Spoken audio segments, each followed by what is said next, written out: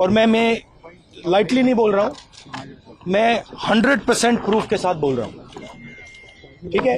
और आप सबको पता लग जाएगा जैसे ही हमने ये रिलीज किया, पूरे देश को पता लग जाएगा कि इलेक्शन कमीशन वोटर चोरी करा रहा है। ಶಿಡ್ಲಘಟ್ಟ ವಿಧಾನಸಭಾ ಕ್ಷೇತ್ರದ ಎಲ್ಲ ಕಾಂಗ್ರೆಸ್ ಮುಖಂಡರು, ಹುಟ್ಟು ಆಂಜನಪ್ಪ ಅಭಿಮಾನ ಬಂಧುಗಳು ಎಲ್ರಿಗೂ ಸಹ ನಾನು ಮನವಿ ಮಾಡ್ತಾ, ಈಗ 5ನೇ ತಾರೀಕು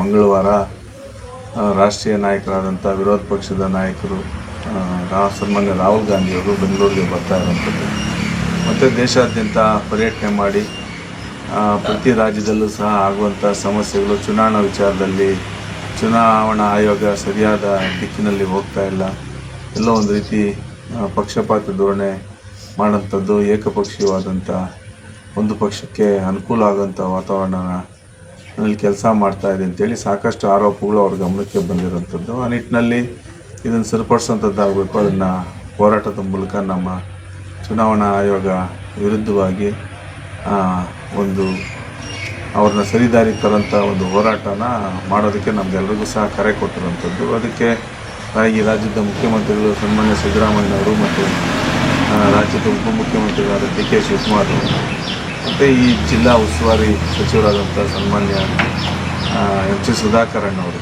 ಅವರ ಎಲ್ಲರ ಒಂದು ಕರೆಯ ಮೇರೆಗೆ ನಮ್ಮ ತಾಲೂಕಿನಲ್ಲೂ ಸಹ ನಾವೆಲ್ಲರೂ ಸಹ ಮುಖಂಡರುಗಳಲ್ಲಿ ಸೇರಿಕೊಂಡು ಈಗ ಈ ಒಂದು ಹೋರಾಟಕ್ಕೆ ನಾವೆಲ್ಲ ಸಹ ಕೈ ಜೋಡಿಸಬೇಕು.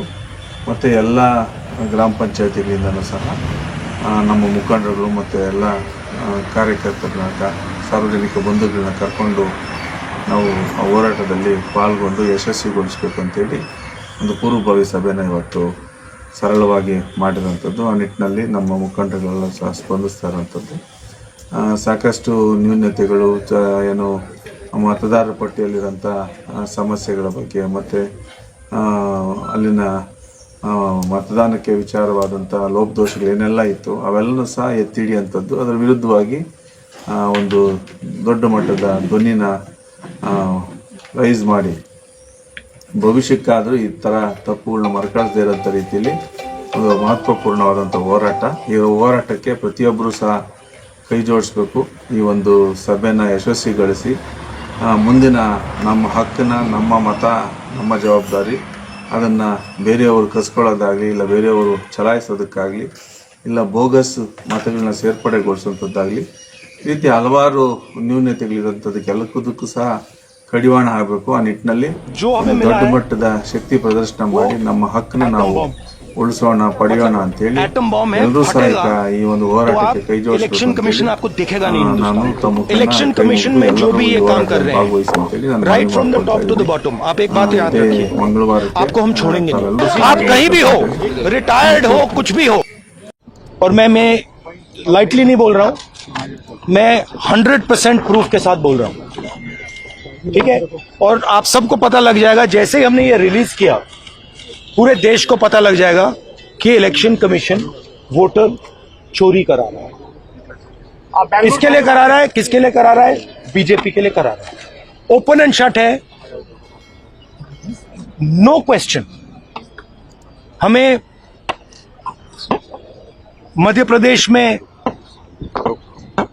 सस्पिशन था, लोकसभा में सस्पिशन था, महाराष्ट्र में वो थोड़ा आगे गया, स्टेट लेवल पे हमें लगा कि यहां पे चोरी हुई है।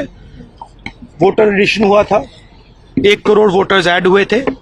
फिर हम थोड़ा डिटेल में गए, हमने कहा देखो अब इलेक्शन कमीशन तो मदद नहीं कर रहा है, तो थोड़ी ग्रैन्युलैरिटी में जाना है, गहराई में जाना है।